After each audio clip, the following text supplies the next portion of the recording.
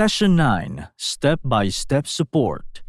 Malugod namin kayong tinatanggap sa aming online session sa step-by-step na suporta. Natatandaan nyo ba kung bakit nakakatulong ang ganitong suporta sa inyong anak? Sa pagsuporta at paggabay sa mga aktibidad ng inyong anak, mabubuo ang kanyang galing at kumpiyansa na magplano at gawin mag-isa ang kanyang mga aktibidad. Narito ang ilang bagay sa pagbigay ng step-by-step na suporta.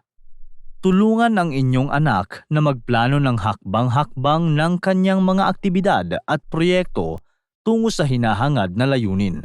At hanggat maaari, hayaang manguna sila.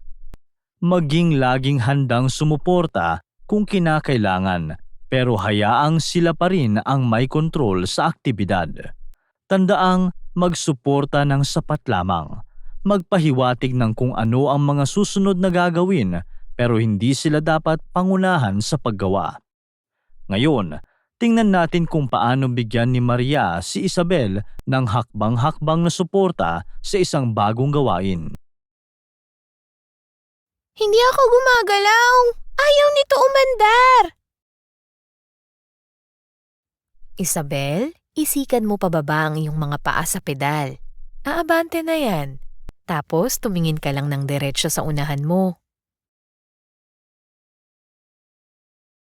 Nakita mo?